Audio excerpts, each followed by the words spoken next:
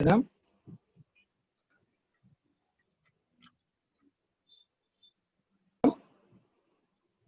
வந்து நம்ம வந்து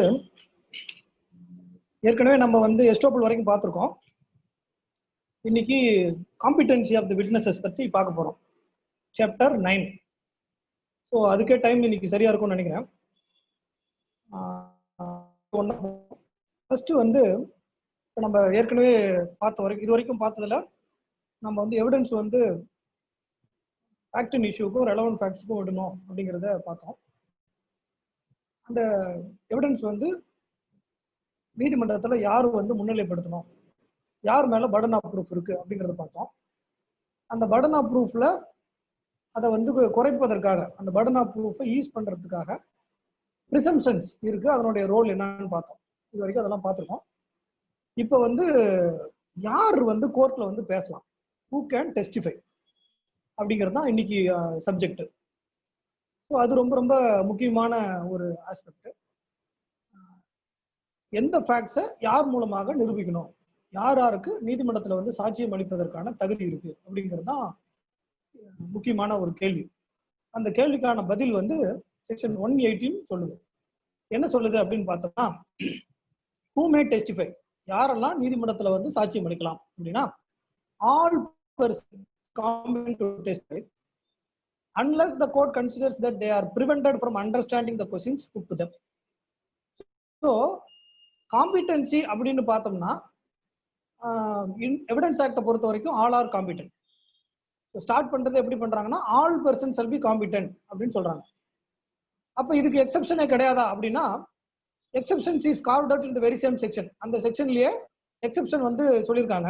என்னென்ன அப்படின்னா, unless the court considers, court வந்து கருதணும், என்ன கருதணும்னா, they are prevented from understanding the questions put to them, அவங்களுக்கு கேட்கப்படக்கூடிய கேள்விகளை அவர்களால் புரிந்து கொள்ள தடை செய்யப்பட்டிருக்கிறார்கள் அப்படின்னு நீதிமன்றம் கருதுனா அவங்கள வந்து காம்பிடென்டா எடுத்துக்க தேவையில்லை. Are from giving rational answer to those questions, அதே போல கேட்கிற கேள்வியை புரிஞ்சுக்கிறது ஒரு விஷயம். ரெண்டாவது அதுக்கு பதில் சொல்றது, தொடர்புடைய பதில் சொல்றது. ஏதோ நாம ஒண்ணு கேட்டா அவங்க ஒண்ணு சொல்றது கிடையாது. இப்ப நம்ம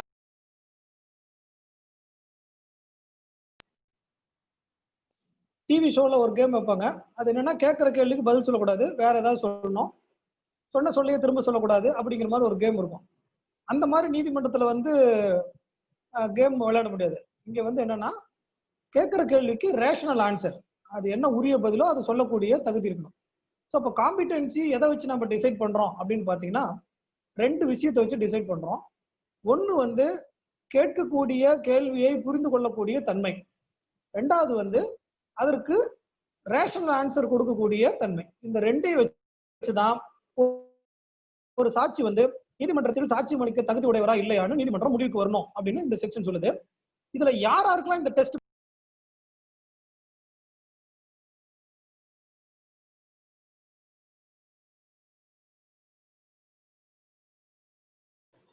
ஐயா நீங்க மியூட்ல இருக்கீங்க.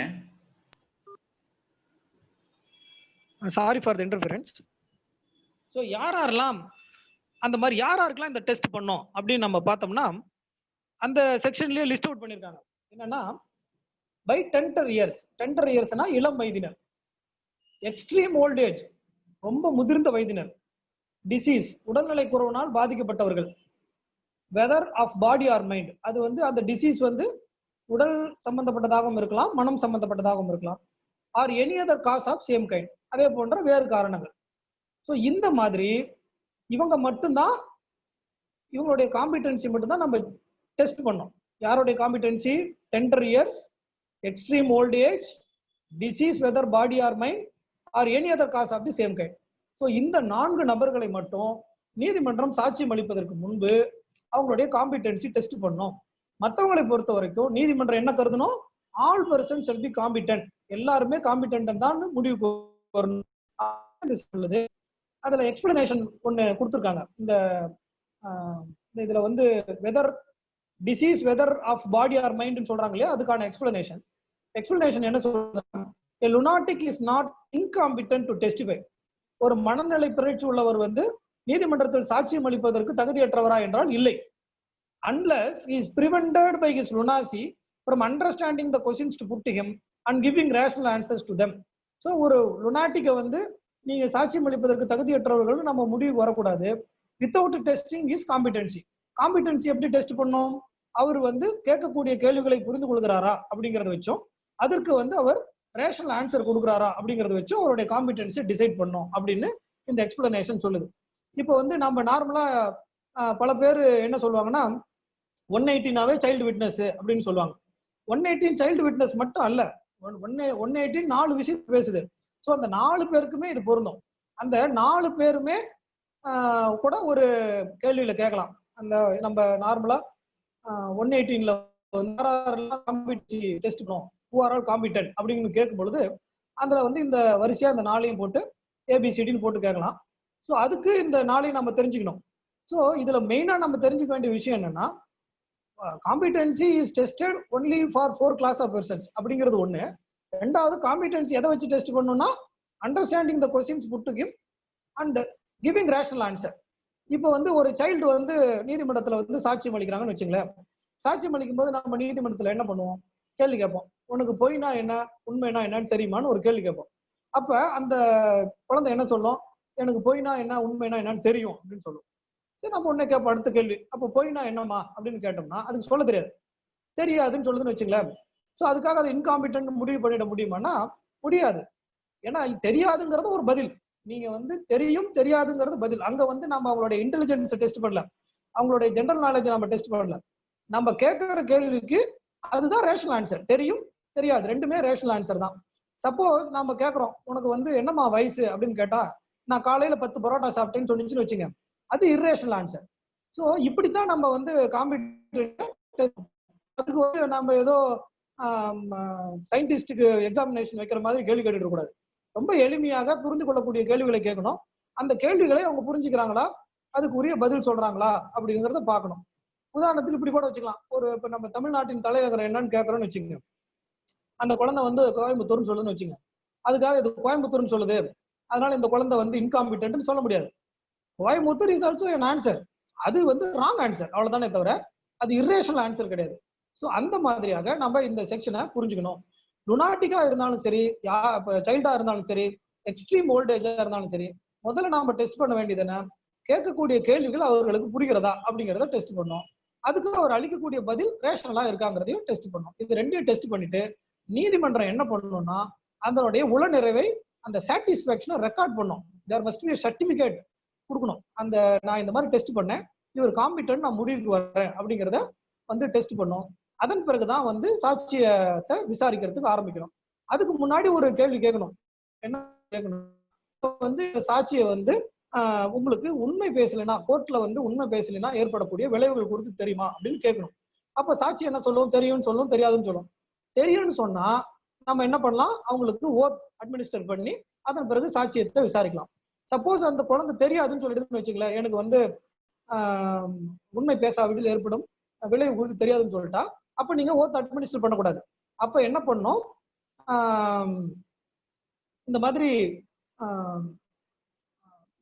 சாட்சிக்கு வந்து உண்மை பேசாததால் ஏற்படக்கூடிய விளைவு தெரியல, அதனால நம்ம வந்து இவரை வந்து ஓத் அட்மினிஸ்டர் பண்ணாமையே நான் வந்து சாட்சியத்தை விசாரிக்கிறேன் அப்படின்னு சொல்லி ரெக்கார்ட் பண்ணிட்டு சாட்சியத்தை விசாரிக்கணும். ஸோ இதுதான் வந்து ஒரு இந்த 4 கேட்டகரியில் இருக்கக்கூடிய யாராக இருந்தாலும் சரி, நம்ம இப்படித்தான் வந்து டெஸ்ட் பண்ணணும். ஸோ இதுல இன்னொரு கேள்வி வரும். என்ன கேள்வி வரும் அப்படின்னா, இப்ப நம்ம ஆல் பர்சன்ஸ் ஆர் காம்பிட்டன்ட் சொல்லிட்டு அதுல டெஃப் அண்ட் டம் அப்படின்னு இருப்பாங்க, காது கேட்காதவர்கள், அவங்க காம்பிட்டன்ட் விட்னஸா அப்படின்னா நிச்சயமா அவங்க காம்பிட்டன்ட் விட்னஸ் தான். அவங்க தங்களுடைய சாட்சியத்தை சைகை மொழி மூலம் சொல்லலாம், ஒரு சைன் லாங்குவேஜ் மூலமா சொல்லலாம். அந்த மாதிரி சூழ்நிலையில நீதிமன்றம் அந்த அவங்க என்ன லாங்குவேஜ், சைன் லாங்குவேஜ் என்ன யூஸ் பண்றாங்களோ அதை அப்படியே ரெக்கார்ட் பண்ணும், அதனுடைய இன்டர்பிரேஷனையும் ரெக்கார்ட் பண்ணும்.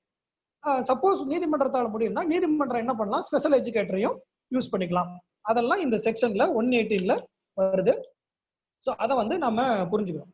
அடுத்தது இப்ப அந்த 119ல பாத்தீங்கன்னா அந்த டம்ப் விட்னஸ் பத்தி சொல்றாங்க. Witness unable to communicate verbally. A witness who is unable to speak may give evidence in any other manner in which he can make it intelligible as by writing or by signs, but such writing must be written and the signs made in open court. Evidence so given shall be deemed to be oral evidence, provided that if the witness is unable to communicate verbally, the court shall take the assistance of an interpreter or a special educator in recording the statement, and statement shall be videographed. அப்படின்னு சொல்லி இந்த 119ல ஒரு சின்ன amendment பண்ணிருக்காங்க. Interpret பண்றதுல எதுவும் தப்பு நடந்துடக்கூடாது. ஒரு மேல்முறையீட்டு நீதிமன்றத்துக்கு போகும் பொழுது அவங்களுக்கு இந்த டெமனர் பார்க்கக்கூடிய வாய்ப்பு இருக்காது. இதே கீழமை நீதிமன்றத்துக்கு டெமனர் பார்க்கக்கூடிய வாய்ப்பு இருக்கும். ஸோ அதனால இந்த இதை வீடியோகிராஃப் பண்ணிட்டோம்னா அந்த சாட்சியினுடைய டெமனரை வந்து நீதிமன்றம் அப்ரிஷியேட் பண்ணுவதற்கு எளிதாக இருக்கும் அப்படிங்கிறதுக்காகத்தான் இந்த செக்ஷன் போட்டிருக்காங்க. இதுல பாருங்க என்ன சொல்றாங்கன்னா, a witness who is unable to speak may give evidence in any other manner, வேற எந்த மூலையில் வேணாலும் கொடுக்கலாம், in which he can make it intelligible, நீதிமன்றத்துக்கு தெளிவா புரியுற அளவுக்குள்ள இருக்கணும், அவ்வளவுதான். as by writing, எழுதி காமிக்கலாம், or by signs, சைகை மூலமாக சொல்லலாம். அப்படி செஞ்சா அந்த எழுத்தோ சைகையோ ஓரல் எவிடன்ஸாகத்தான் கருதணுமே தவிர அதை டாக்குமெண்டரி எவிடன்ஸா கருதக்கூடாது அப்படிங்கிறது இந்த செக்ஷன் சொல்லுது. அந்த மாதிரி நபர்கள் வந்து நீதிமன்றத்துல வந்து சாட்சியம் அளிக்கும் பொழுது அதை வந்து வீடியோகிராஃப் பண்ணும் அப்படிங்கிறதையும் இந்த செக்ஷன் சொல்லுது. ஸோ இந்த காம்பிடன்சி ஆஃப் த விட்னஸ் பார்க்கும் பொழுது நம்ம மனசு கேட்கும் போது டம்ப் விட்னஸையும் கேட்பாங்க, வெதர் டம்ப் விட்னஸ் இஸ் காம்பிடன்ட்ங்கிற மாதிரி கேட்பாங்க. ஸோ அதையும் நம்ம வச்சுக்கணும். அப்ப இதை எப்படி ரெக்கார்ட் பண்றதுங்கிறது கூட ஒரு கேள்வியா கேட்கலாம். அந்த வீடியோகிராஃப் பண்றதுங்கிறது இப்ப லேட்டஸ்ட் அமெண்ட்மெண்ட்ங்கிறதுனால அந்த வீடியோகிராஃப் பண்றதை வந்து நம்ம தெரிஞ்சு வச்சிருக்கிறோமாங்கிறது ஒரு கேள்வியா கேட்கலாம். ஸோ அப்படியாக இந்த செக்ஷனை வந்து புரிஞ்சுக்கணும். அடுத்த விட்னஸஸ் யார் வந்து காம்பிடன்சி அப்படின்னு பார்த்தோம்னா, parties to civil suit and their wives or husbands, husband or wife of person under criminal trial. இது வந்து ரொம்ப முக்கியமான ஒரு ப்ரொவிஷன். எதுக்காக அப்படி நம்ம சொல்றோம்னா, இதுல ஒரு கிளியர் டிபார்ச்சர் இருக்கு. இங்கிலீஷ் லாவுக்கும் இந்தியன் லாவுக்கும் ஒரு பெரிய கிளியர் டிபார்ச்சர் இருக்கு. இங்கிலீஷ் லாவில் என்னன்னா, ஒய்ஃப் வந்து ஹஸ்பண்டுக்கு அகைன்ஸ்டா சாட்சியம் அளிக்க முடியாது. ஏன்னா they believe in oneness, husband and wife both are same பாடி அப்படின்னு சொல்லி ஒரு பிரிசம்ஷன். அந்த பிரிசம்ஷன் அடிப்படையில நீதிமன்றங்கள்ல வந்து ஒரு ஒய்ஃப் வந்து ஹஸ்பண்ட் சாட்சியம் முடியாது, சிவில் வழக்கோ கிரிமினல் வழக்கோ ஏதாவது இருந்தாலும். அது மாதிரியான பார் நம்ம நீதிமன்றங்கள்ல இருக்கா அப்படின்னா இல்ல. அதுதான் இந்த செக்ஷன் சொல்லுது. அந்த party to civil suit in all civil proceeding, the parties to the suit, civil அவர் தான் வழக்கு போட்டார் அப்படிங்கிறதுனால அவருடைய சாட்சியத்தை ரெக்கார்ட் பண்ணாம போகக்கூடாது, அவருடைய சாட்சியமும் காம்பிடன்ட் தான் அப்படிங்கிறதுக்காக அதை சொல்றாங்க. In all civil proceedings the parties to the suit and the husband and or wife of any party to the suit, அவருடைய ஹஸ்பண்டா இருக்கலாம் அல்லது அவருடைய ஒய்ஃபா இருக்கலாம். இப்போ ஒரு மேலா இருந்தா மேலோடைய ஹஸ்பண்ட், சாரி மேலோடைய ஒய்ஃப், ஃபிமேலா இருந்தா அவருடைய ஹஸ்பண்ட், ரெண்டு பேருமே காம்பிடன்ட் விட்னஸ் தான். இந்த இடத்துல வந்து நம்ம இதுல பார்ப்போம், நீதிமன்றங்கள்ல பார்ப்போம். அப்போ வந்து ஹஸ்பண்டுக்காக ஒய்ஃப் சாட்சி சொல்ல வரும் பொழுது நம்ம என்ன கேட்பாங்கன்னா, நார்மலா உங்களுக்கு இந்த நீதிமன்றத்துல சாட்சியம் அளிப்பதற்கு அதிகார கடிதம் கொடுத்துருக்காங்களா, உங்களை உங்க கணவர் ஆத்தரைஸ் பண்ணிருக்காரா அப்படின்லாம் கேள்வி கேட்போம். அப்படிலாம் கேள்வி கேட்க முடியாது, பிகாஸ் ஆஃப் தி செக்ஷன். இந்த செக்ஷன் மேக் ஒரு ஒய்ஃபுக்காக ஹஸ்பண்டும் ஹஸ்பண்டுக்காக ஒய்ஃபும் சாட்சியம் அளிக்கலாம், அவர்களுக்கு எதிராகவும் சாட்சியம் அளிக்கலாங்கிறத இந்த செக்ஷன் வந்து மேக்ஸ் இட் வெரி கிளியர். அதனால அவங்க போய் அதிகார கடிதம்லாம் கொண்டு வர வேண்டிய அவசியம் இல்லை. சிவில் ப்ரொசீடிங்ஸ்லும் சரி கிரிமினல் ப்ரொசீடிங்ஸும் சரி. In criminal proceedings against any person the husband or wife of such person respectively shall be competent witness. So civil ப்ரொசீடிங்ல மட்டுமல்ல, கிரிமினல் ப்ரொசீடிங்ஸ்லயுமே இவங்க ரெண்டு பேருமே ஹஸ்பண்ட் ஒய்ஃப் ரெண்டு பேருமே காம்பிடன்ட் அப்படிங்கிறத இந்த செக்ஷன் 120 சொல்லுது. ஸோ இதையும் நம்ம மனசுல வச்சுக்கணும். அதுக்கு அடுத்து judges and magistrates. No judge or magistrate shall, except upon the special order of some court to which he is subordinate, be compelled to answer any question as to his own conduct in court as such judge or magistrate, or as to anything which came to his knowledge in court as such judge or magistrate, but he may be examined as to other matters which occurred in his presence whilst he was so acting.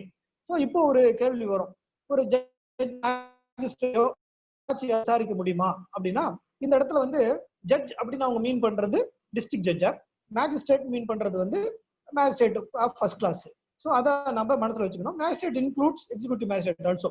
So இந்த மாதிரி ஒரு ஜட்ஜோ மேஜிஸ்ட்ரேட்டோ அவங்க வந்து ஒரு judicially act பண்றாங்க, நீதிமன்றத்துல judicially act பண்றாங்க. அந்த சமயத்துல அவங்களுக்கு சில விஷயங்கள் தெரிய வருது.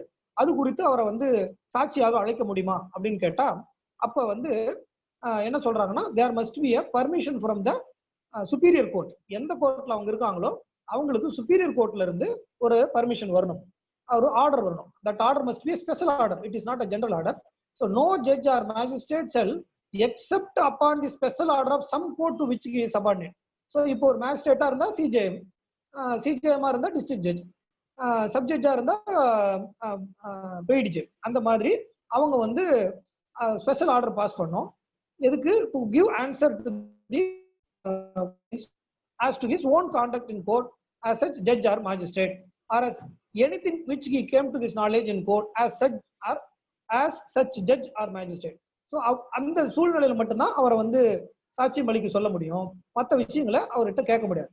ஆனா he may be examined as to other matters which occurred in his presence while he was so acting. அவருடைய முன்னிலையில் நடந்த சில சம்பவங்கள் குறித்து நீங்க சாட்சியா விசாரிக்கணும்னா விசாரிக்கலாம். உதாரணத்துக்கு இப்படி எடுத்துக்கல, ஒரு நீதிமன்றம் நடந்து கொண்டு இருக்கும் பொழுது அந்த நீதிமன்றத்துல வந்து உள்ள வந்து ஒருத்தர் வந்து ஒரு சாட்சியை வெட்டி கொலை பண்ணிடுறான்னு வச்சுங்க. அப்ப அதை வந்து magistrate is also a witness. So அவர் வந்து அது குறித்து சாட்சியம் அளிக்கலாமா அப்படின்னா நிச்சயமாக சாட்சியம் அளிக்கலாம் அப்படிங்கிறது தான் இந்த செக்ஷன் சொல்லுது. அதுக்கு இல்லுஸ்ட்ரேஷன் போட்டிருக்காங்க. அந்த இல்லுஸ்ட்ரேஷனை நம்ம பார்த்தோம்னா we can understand இந்த செக்ஷனுடைய தாத்பரியம் என்னங்கிறத நம்ம புரிஞ்சுக்க முடியும். On his trial before the court of session says that a deposition was by the magistrate. B cannot be compelled to answer questions as to this except upon the special order of a superior court. So evidence record பண்றதுங்கிறது ஒரு ஜட்ஜோடைய judicial power. அவர் ஜட்ஜா act பண்றாரு. அப்படி ஜட்ஜா act பண்ணும் பொழுது அவர் வந்து அவர் சாட்சி சொன்னதை அவர் சரியா ரெக்கார்ட் பண்ணல, அவர் தவறா ரெக்கார்ட் பண்ணிட்டாருன்னு ஒருத்தர் அலிகேஷன் சொல்றாருன்னா அது குறித்து இவரை வந்து சாட்சியமா அழைச்சு விசாரிக்கலாமா அப்படின்னா அவருடைய சுப்பீரியர் கோர்ட்டோடைய உத்தரவு இல்லாம அவரை நீங்க சாட்சியாக விசாரிக்க முடியாது அப்படிங்கறத இந்த இல்லுஸ்ட்ரேஷன் தெளிவுபடுத்துது. அடுத்தது, A is accused before the court of sessions of having given false evidence before B, a magistrate. B cannot be asked what A said except upon the special order of the superior court.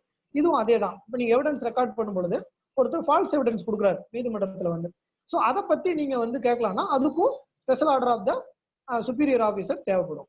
A is accused before the court of sessions of attempting to murder a police officer whilst on his trial before B, a sessions judge. He may be examined as to what occurred. So இதுதான் நான் முன்ன எக்ஸாம்பிளா சொன்னது. இந்த இதுல இல்லுஸ்ட்ரேஷன்ல என்ன சொல்றாங்கன்னா, ஒரு போலீஸ் ஆபீசர் வந்து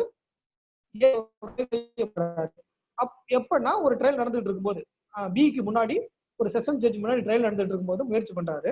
அப்ப அவர் சொல்லலாமா, அந்த சாட்சி சொல்லலாமா, அதுக்கு ஸ்பெஷல் ஆர்டர் எல்லாம் தேவையில்ல, அவர் வந்து என்ன நடந்ததுங்கிறத நீதிமன்றத்துல வந்து சாட்சியம் அளிக்கலாம் அப்படிங்கிறத இந்த 121 சொல்லுது. அடுத்தது கம்யூனிகேஷன்ஸ் டூரிங் மேரேஜ். திருமணத்தின் போது ஏற்படுத்தக்கூடிய கம்யூனிகேஷன்ஸ், பரிமாற்றங்கள், தகவல் பரிமாற்றங்கள், அதை வந்து நம்ம சாட்சியமா அளிக்கலாமா அப்படின்னா இதுவும் ஏன் வருதுன்னா இந்த 120 122 ரெண்டுமே இங்கிலீஷ் லாவ்ல இருந்து டிபார்ச்சர் அதுக்காக வருது. இங்கிலீஷ் லாவ்ல வந்து இதெல்லாம் ப்ரோஹிபிட்டட். அதனால இந்தியன் லா வரும்பொழுது ஸ்டீஃபன் வந்து he makes it very clear, இது இந்த இம்பியூனிட்டி இருக்கக்கூடாது, இதை வந்து நிச்சயமாக காம்பிடன்சிக்கு வரணுங்கிறதுக்காக அவர் வந்து இதை பண்றாரு. ஸோ இதை வந்து இந்த கம்யூனிகேஷன் டூரிங் மேரேஜ் வந்து நம்ம பண்ண முடியுமா அப்படின்னா, no person who is or has been married shall be compelled to disclose any communication made to him during marriage by any person to whom he is or has been permitted to disclose any such communication unless the person who made it or his representative in interest consents except in suits between married persons or proceedings in which one married person is prosecuted for any crime committed against the other. So இந்த மாதிரி ஒரு கல்யாணத்தப்ப நிறைய விஷயங்கள் பேசிப்பாங்க. உதாரணத்துக்கு dowry வச்சுங்களேன், dowry வந்து இவருக்கு வந்து இவ்வளவு பேசணும் அவ்வளவு பேசணும்னு பேசுவாங்க. அந்த டவுரியை பத்தி வேற ஒரு வழக்குல வந்து கூப்பிட்டு சாட்சியம் அளிக்க மனைவியை கூப்பிட முடியுமா அப்படின்னா கூப்பிட முடியாது. அது ஆனா அதே மனைவியை வந்து நீங்க அவங்களுக்கு இடையில ஒரு ஒரு matrimonial dispute, divorce, restitution of conjugal right, அந்த மாதிரியான மேட்ரிமோனியல் டிஸ்பியூட்லயோ அல்லது டவுரி ப்ரொஹிபிஷன் ஆக்ட் எதிராக ஒரு 498A டவுரி ப்ரொஹிபிஷன் ஆக்ட்லயோ அந்த மனைவி வந்து கணவனுக்கு மேல போட்ட ஒரு குற்ற வழக்கிலேயோ சாட்சியமாக அளிக்கலாம். ஸோ அதுக்கு மட்டும்தான் எக்ஸம்ஸ், அதுக்கு மட்டும்தான் பர்மிஷன். மற்ற விஷயங்களுக்கு சாட்சியம் அளிக்க முடியுமானா சாட்சியம் அளிக்க முடியாது. அது பிரிவிலேஜ் கம்யூனிகேஷன். ஸோ இதுக்கப்புறம் நம்ம பார்க்க போறதெல்லாம் இந்த பிரிவிலேஜ் கம்யூனிகேஷன் தான் பார்க்க போறோம். எதெல்லாம் நீதிமன்றத்தில் சாட்சியமாக முன்னிலைப்படுத்த முடியும். இதுக்கு முன்னாடி நம்ம என்ன பார்த்தோம், யாரெல்லாம் காம்பிடென்ட்னு பார்த்தோம். இப்போ என்ன பார்க்க போறோம், எது எதெல்லாம் முன்னிலைப்படுத்தக்கூடாதுங்கிறத பார்க்க போறோம். அடுத்தது இது evidence as to affairs of state. இந்த நம்ம அபிஷியல் சீக்ரெட்ஸ் ஆக்ட்னு ஒன்று பார்த்துருப்போம். அபிஷியல் சீக்ரெட்ஸ் ஆக்ட் என்னன்னா, ரகசிய காப்பு பிரமாணம்னு பண்ணுவாங்க. இப்போ நீங்க மினிஸ்டர்ஸ் எல்லாம் பாத்தீங்கன்னா ரகசிய காப்பு பிரமாணம்னு ஒன்று பண்ணுவாங்க. அந்த மாதிரி அலுவலக ரீதியாக அவங்க முன்னிலையில் வரக்கூடிய சங்கதிகளை வெளிப்படுத்தக்கூடாது அப்படின்னு ஒரு சீக்ரெட் கிளாஸ் இருக்கும். அந்த கிளாஸை வந்து தே மஸ்ட் அபைட். அதை வந்து அவங்க மிஸ்யூஸ் பண்ணாங்கன்னா தென் ப்ரிவிலேஜ் இஷ்யூ வரும். ஸோ அந்த மாதிரி விஷயங்களை சொல்லலாமா அப்படிங்கிறது தான் இப்போ இந்த 123 பேசுறது.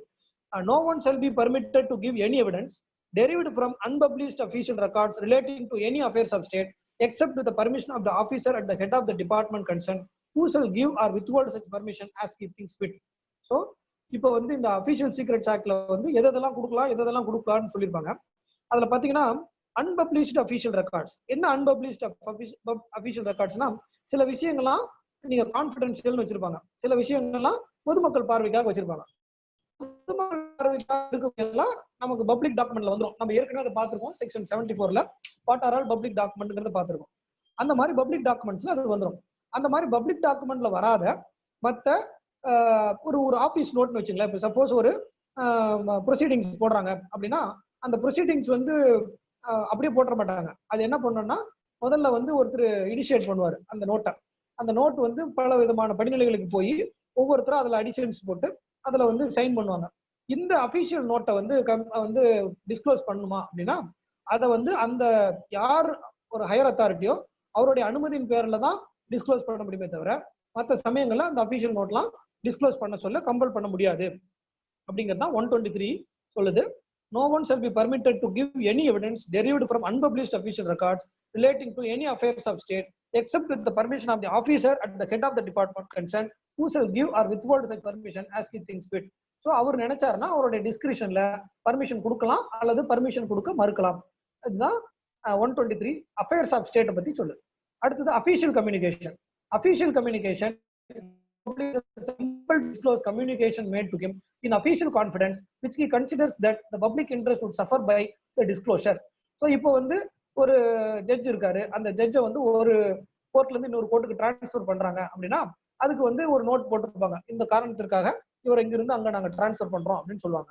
அந்த இதெல்லாம் நம்ம வந்து கேட்க முடியுமா அப்படின்னா கேட்க முடியாது. ஏன் கேட்க முடியாதுன்னா, இது வந்து அப்படி டிஸ்க்ளோஸ் பண்றதன் மூலமாக it will affect the public interest, ஒரு பொதுமக்களுடைய நலனை பாதிக்கும் அப்படிங்கிறதுனால அதை வந்து டிஸ்க்ளோஸ் பண்ணக்கூடாது அப்படின்னு இதுல சொல்றாங்க. இந்த இந்த ரெண்டு ப்ரொவிஷன், அதாவது 123 124 இந்த ரெண்டுமே ரொம்ப ரொம்ப முக்கியம். எதுக்காக முக்கியம் அப்படின்னா, நீங்க வந்து நம்ம வந்து ரைட் டு இன்ஃபர்மேஷன் ஆக்ட்னு ஒன்னு ஆக்ட் நமக்கு வந்தது. அந்த ரைட் டு இன்ஃபர்மேஷன் ஆக்ட்ல வந்து செக்ஷன் 8 இருக்கு. அந்த செக்ஷன் 8ல சில கேட்டகரிஸ் எல்லாம் எக்ஸாம் பண்ணிருக்காங்க. அந்த எக்ஸாம் பண்ண கேட்டகரியில அல்லாத இன்ஃபர்மேஷன் அனைத்துமே நம்ம வந்து ரைட் இன்ஃபர்மேஷன் ஆக்ட்ல கேட்கும்போது கொடுக்கணும். அதுதான் வந்து சட்டம். ஸோ அந்த மாதிரி சில சமயங்கள்ல என்ன ஆயிடும்னா, அந்த எக்ஸாம் பண்ணப்படாத சில விஷயங்கள்ல இந்த மாதிரி அபிஷியல் கம்யூனிகேஷனோ அல்லது evidence as to affairs of ஸ்டேட்டோ வந்துடும். அந்த மாதிரி வாங்கிட்டு வந்த ரைட் டு இன்ஃபர்மேஷன் ஆக்ட்ல வாங்கிட்டு வந்த தகவலை நீதிமன்றத்துல சாட்சியமாக விட முடியுமானா விட முடியாது. இந்த செக்ஷன், இந்த ரெண்டு செக்ஷனும் அதை வந்து ப்ரொஹிபிட் பண்ணுது. அதை நம்ம மனசுல வச்சுக்கணும். ரைட் இன்ஃபர்மேஷன் ஆக்ட்ல கொடுத்துருக்காங்களே, அதனால நம்ம இதை அப்படியே மார்க் பண்ணிக்கலாம் அப்படின்னு பண்ணக்கூடாது. அதுக்கு ரெண்டு காரணம். ஒண்ணு, இது பார் பண்ணுது, எது 123யும் 124ம் பார் பண்ணுது, அது ஒரு விஷயம். ரெண்டாவது விஷயம் என்னன்னா, அதனுடைய ட்ரூத்ஃபுல்னஸ் நமக்கு தெரியாது. நீங்க அந்த இன்ஃபர்மேஷன் கொடுத்துருக்காங்க பாத்தீங்களா, அந்த இன்ஃபர்மேஷன் பப்ளிக் ரெக்கார்டா இல்லைன்னா அதுக்கான சர்டிபிகேட் காப்பி வராது. ஸோ இந்த காப்பி ரைட் டு இன்ஃபர்மேஷன் ஆக்ட்ல கொடுக்குற காப்பி வந்து இந்த சர்டிபிகேட் காப்பிக்கு வர்ற பிரிசெப்ஷனுக்கு நம்ம ஈக்குவேட் பண்ண முடியாது. ஸோ அதனால அந்த மாதிரி ஒரு டாக்குமெண்ட்ஸ் வரும் பொழுது அதனுடைய ஆத்தென்டிசிட்டி இஸ் இன் கொஸ்டின். அவர் தப்பா கொடுத்துறாருன்னு வச்சுக்க, இன்ஃபர்மேஷன் ஒரு ராங் இன்ஃபர்மேஷன் கொடுத்துறாருன்னா அதை எப்படி கோர்ட் எடுத்துக்க முடியும்? ஸோ நம்ம ஏற்கனவே பார்த்துருக்கோம், நம்ம கோர்ட் வந்து ஆக்ட் பண்ணுங்கிறத நம்ம பார்த்துருக்கோம். ஸோ அந்த ஆஸ்பெக்ட்லயும் இந்த ரைட் டு இன்ஃபர்மேஷன் ஆக்ட்ல வரக்கூடிய தகவல்கள் அதனுடைய ஆத்தென்டிசிட்டியை வந்து ப்ரூவ் பண்ணாம எடுத்துக்க முடியாது. அதையும் நம்ம மனசுல வச்சுக்கணும். ஏன்னா பல நீதிமன்றங்களை நம்ம பாக்குறோம், இந்த ரைட் இன்ஃபர்மேஷன் ஆக்ட்ல வாங்கணும், அதை வாங்கணும், இதை வாங்கணும்னு கொண்டாந்து கோர்ட்ல போடுவாங்க. அதையும் இவங்க அப்படி மார்க் பண்ணிட்டு இருப்பாங்க. அட்வொகேட்ஸ் இதை அப்ஜெக்ட் பண்றதே இல்லை. ஸோ இந்த செக்ஷன்ஸ்ல நம்ம தரவா இருந்தோம்னா நிச்சயமாக நம்ம அதை அப்ஜெக்ட் பண்ணலாம். இதே கூட ஒரு கேள்வியா வரலாம். ரைட் டு இன்ஃபர்மேஷன் ஆக்ட்ல வரக்கூடிய தகவலை நம்ம மார்க் பண்ண முடியுமா அப்படின்னு ஒரு கேள்வி வந்ததுன்னா இந்த செக்ஷன்ஸை கோட் பண்ணி விச் ப்ரோஹிபிட்ஸ் அப்படிங்கிறத நம்ம சொல்லலாம். ஸோ இது ஒரு இம்பார்ட்டன்ட் ஆஸ்பெக்ட் இந்த competency and the matters which can be proved before the court அந்த விஷயத்துல. அடுத்தது information as to commission of offences. So no magistrate or police officer shall be compelled to say whence he got any information as to the commission of any offence, and no revenue officer shall be compelled to say whence he got any information as to commission of any offence against the public revenue. Public revenue officer in this section means an officer employed in or about the business of any bank ன்னு சொல்றாங்க. So இது வந்து நார்மலா நம்ம இது பொதுவா இந்த section எல்லாருக்கும் தெரிஞ்ச ஒரு செக்ஷன் தான்.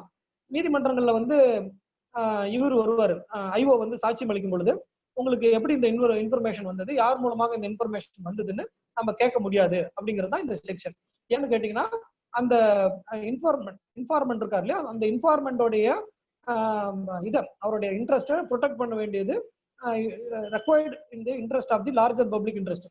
நீங்க பப்ளிக் இன்ட்ரெஸ்ட் வந்து requires the confidentiality of the information furnished and the person who has given the information. அதனால அந்த இதை வந்து கேள்வியாக கேட்க முடியாது. அது பல சமயங்கள்ல சில பேர் சும்மா அப்படி கேட்டு பார்ப்பாங்க.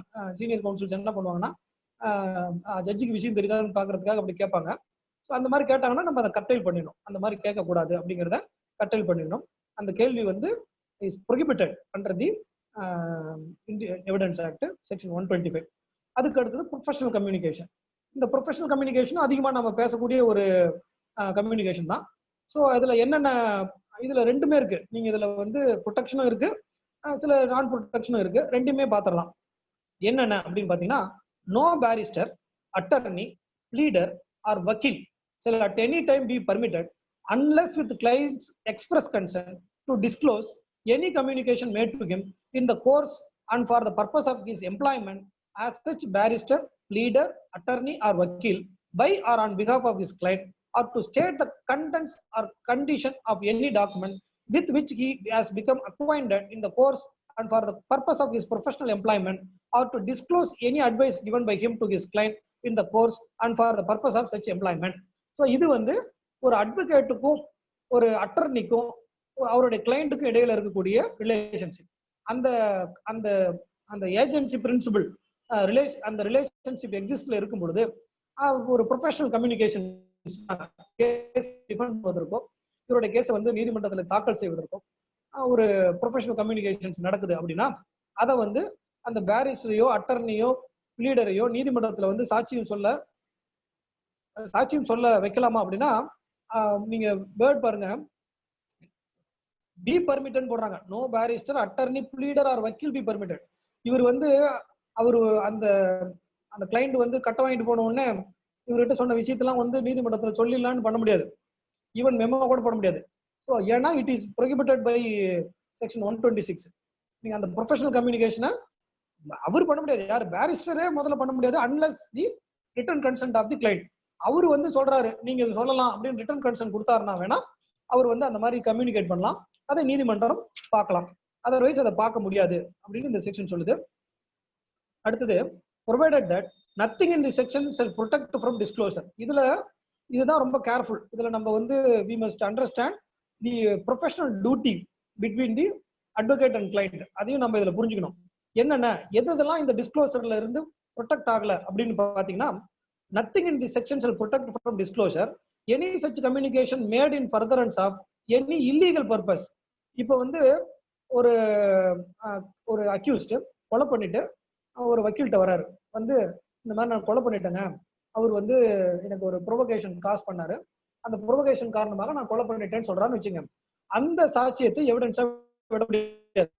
ஆனா அதே கிளைண்ட் இவர்கிட்ட வந்து கேட்கிறாரு, சார் நான் ஒரு கொலை பண்ணலான்னு இருக்கேன், அந்த கொலையை வந்து செய்யறதுக்கு நான் எப்படி செஞ்சா நான் மாட்டிக்காம செய்வேன் அப்படிங்கிறதுக்கு எனக்கு ஐடியா கொடுங்கன்னு கேட்கறான்னு வச்சுங்களேன். அதை வந்து நீங்க கம்யூனிகேட் பண்ணலாம். ஏன்னா it is an illegal act.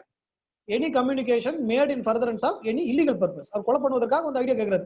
அப்போ நீங்க வந்து lawyers are not bound to give advice. அப்படி கொடுத்தா என்ன ஆகும், நீங்க அக்கம்ப்ளிஸ் ஆயிடுவீங்க, கான்ஸ்பிரசி அந்த மாதிரி வந்துடும். அதனால அப்படி அட்வைஸ் கொடுக்க கூடாது. ஸோ அப்படி ஒருத்தர் வந்தாருன்னா அந்த விஷயத்த போலீஸ் கிட்ட வந்து சொல்லணும், நாளைக்கு நீதிமன்றத்துல வந்து கூட சொல்லலாம். அது வந்து it is not protected from the disclosure. அடுத்தது, any fact observed by any barrister, pleader, attorney or vakil in the course of his employment as such, showing that any crime or fraud has been committed since the commencement of his employment. It is immaterial whether the attention of such barrister, pleader, attorney or vakil was or was not directed to such fact by or on behalf of his. கொஞ்சம் ரொம்ப கேர்ஃபுல்லா பார்க்கணும். இதுல ஒரு subtle difference இருக்கு. இப்ப வந்து ஒரு ஒரு வாதி இருக்காரு. அந்த வாதி வந்து ஒரு கடன் உறுதி சீட்டை வந்து தயார் பண்ணி கொண்டாடுறான்னு வச்சுங்களேன். அது ஒரு ஃபோர்ஜ்டு கடன் உறுதி சீட்டு. அவரா இந்த பிரதிவாதியை வந்து ஹராஸ் பண்ணுங்கிறதுக்காக அவரா தயாரிச்சு கொண்டாந்து கொண்டாடக்கூடிய ஒரு இது. அவர் வந்து சொல்றாரு, உங்ககிட்ட வந்து சொல்றாரு, சார் நான் இந்த மாதிரி ஒரு ஃபோர்ஜ்டு ப்ராமிசரி நோட் தயாரிச்சு கொண்டாந்துருக்கேன். அந்த ஃபோர்ஜ்டு ப்ராமிசரி நோட்டை வச்சு நீங்க எனக்கு ஒரு சூட்டு போடணும், அவனை வந்து கோர்ட்டுக்கு இழுக்கணும் அப்படின்னு சொல்றாருன்னா, இதை நீங்க நீதிமன்றத்துல வந்து சாட்சியமா அளிக்க முடியுமானா முடியாது. இதுக்கு வந்து பிரிவிலேஜ் கம்யூனிகேஷன் ஆயிடும். ஆனா அவர் அதை சொல்லல. அவர் வந்து உங்ககிட்ட அப்படியே சைலண்டா கொடுக்குறாரு, இந்த மாதிரி ஒரு ப்ரோ நோட்டு சார் அவர் எழுதி கொடுத்தாரு, நீங்க இதை வச்சு கேஸ் போடுங்கன்னு சொல்றாரு. அப்ப ஒரு அட்வொகேட் அதை பாக்குறாரு. அதை பார்க்கும் பொழுது அவருக்கு தெரியுது இது ஃபோர்ஜ்டு ப்ரோ நோட்டுன்னு தெரியுது. அப்படின்னா இது குறித்து அவர் சாட்சியம் அளிக்கலாமா அப்படின்னா, இந்த அப்சர்வேஷன்ல தெரிஞ்சுட்டாரு பாருங்க, இது கம்யூனிகேட் பண்ணல, there is no communication. Communication பண்ணா தான் it is privilege communication, it should not be disclosed. இங்க கம்யூனிகேஷன் இல்ல, he learnt from his knowledge, தெரிஞ்சுக்கிறாரு. அந்த சூழ்நிலையில அவர் என்ன பண்ணலாம், he can make the disclosure. So இந்த ரெண்டு, இப்ப சப்போஸ் இப்படி வச்சுங்களேன், ஒரு ஃபோர்ஜ்டு ப்ரோ நோட் இருக்கு, அந்த ப்ரோ நோட்டை கொண்டாந்து அவர் கொடுக்குறாரு, இதை வச்சு நீங்க கேஸ் போடுங்க சார் சொல்றாரு. நீங்க இவர் பாக்குறாரு, அட்வொகேட் பார்த்துட்டு இந்த ப்ரோ நோட் ஃபோர்ஜ்டுன்னு தெரியுது, சார் இது வந்து நான் இந்த கேஸ் போட மாட்டேன்னு சொல்லி ரெஃப்யூஸ் பண்ணிடுறான்னு வச்சுங்க. பின்னாடி ஒரு வழக்குல, அதே வழக்குல ஒரு அந்த டிஃபெண்டன்ட் சாட்சியா கூப்பிடுறான் இவரை, இந்த மாதிரி சார் நீங்க வந்து சாட்சி சொல்லுங்க சார், நீங்க பாத்தீங்களா அது ஃபோர்ஜ்டு டாக்குமெண்ட் உங்களுக்கு தெரியல, நீங்க வந்து சாட்சி சொல்லுங்கன்னு சொன்னா அதுல நிச்சயமா போய் சாட்சியம் சொல்லலாம். அதுதான் இந்த 126ல சொல்லுது. இது எக்ஸ்பிளனேஷன்ல சொல்றாங்க பாருங்க. இதுல பாத்தீங்கன்னா ஆக்சுவலா இந்த கோர்ஸ் ஆஃப் தி எம்ப்ளாய்மெண்ட் இருக்கும். ஆனா இங்க இந்த எக்ஸ்பிளனேஷன்ல சொல்லிடுவாங்க, the application stated in the section continues after the employment has ceased. So அவர் வந்து இதாகி போறாருன்னு வச்சுங்க, நீங்க நாளைக்கு வந்து சேஞ்ச் ஆஃப் காலத்து வாங்கிட்டு போனா கூட இது வந்து நிச்சயமாக அவர் வந்து is precluded from disclosing these facts. So அதனால இந்த 126ல இருக்கக்கூடிய ப்ரொஃபஷனல் கம்யூனிகேஷன், ஒரு அட்வொகேட்டுக்கும் கிளைண்ட்டுக்கு இருக்கக்கூடிய communication should not be disclosed in the court அப்படிங்கிறத நம்ம வந்து பார்த்துக்கணும். அதுல இந்த இலிஸ்ட்ரேஷன், இப்போ நான் சொன்னேன் இல்லையா, அந்த கான்ஸ்பிரசிலாம் சொன்ன பாருங்க, அதுக்கான இலிஸ்ட்ரேஷன் இதுலயே இருக்கு, நம்ம படிச்சோம்னா தெரிஞ்சுக்கலாம். a client says to be an attorney, I have committed forgery and I wish you to defend me இப்படின்னு சொல்றாரு. நான் ஒரு ஃபோர்ஜரி பண்ணிருக்கேன், அதை வச்சுக்கிட்டு நீங்க எனக்கு வந்து அந்த கேஸ்ல என்ன காப்பாற்றணும்னு சொல்றாரு. as the defense of a man known to be guilty is not a criminal purpose, this communication is protected from disclosure. so இத ஒரு சாட்சியா சொல்ல முடியுமானா முடியாது, ஏன்னா டிஸ்க்ளோசர் ப்ரொடெக்ட் பண்ணிருக்கு இந்த 126ல. இந்த இல்லஸ்ட்ரேஷன்ஸ் எல்லாம் ரொம்ப முக்கியம். நீங்க வந்து ஆப்ஜெக்டிவ் டைப் क्वेश्चंसல இது கேட்கறதுக்கு வாய்ப்பு இருக்கு. ஏன் வாய்ப்பு இருக்குன்னா, இந்த பிரிவிலேஜ்டு கம்யூனிகேஷனை நம்ம புரிஞ்சிட்டு இருக்கிறோமா அப்படிங்கறத பார்க்கிறதுக்கு வாய்ப்பு இருக்கு. சோ அதனால தான் நான் அந்த இல்லஸ்ட்ரேஷன்ஸை a client says to be an attorney, I wish to obtain possession of property by the use of a forged deed on which I request you to sue. நான் வந்து ஒரு forged ப்ராப்பர்ட்டி வச்சிருக்கேன், அந்த forged ப்ராப்பர்ட்டியை வந்து document வச்சிருக்கேன், அதை வச்சு எனக்கு நீங்க பொசஷன் வாங்கி தரணும் அப்படின்னு சொல்றாருன்னு வச்சுங்களேன். இது வந்து இந்த கம்யூனிகேஷன் வந்து ப்ரொடெக்டட் ஃப்ரம் டிஸ்க்ளோசரா அப்படின்னா, அதை பத்தி இப்போ இது செஷன் முடிய போகுது, இது முடிஞ்ச பிறகு பார்ப்போம். இந்த செஷன் முடிஞ்ச உடனே இதே ஐடியில இதே பாஸ்வேர்ட்ல மறுபடியும் ரீகனெக்ட் ஆகலாம். போன முறை சில பேருக்கு ரீகனெக்ட் பண்ண தெரியலன்னு சொன்னாங்க, ஒன்றும் சிரமப்பட தேவையில்ல. இதே பர்சனல் ஐடி நீங்க போய் அந்த ஜாயின்ல போனீங்கன்னா பேர் வரும், பாக்கியராஜ் பர்சனல் ஐடின்னு வரும், அதை கிளிக் பண்ணிட்டு இதே பாஸ்வேர்ட் போட்டீங்கன்னா மறுபடியும் ரீகனெக்ட் ஆகலாம். ரீகனெக்ட் ஆன வாட்டி we will continue.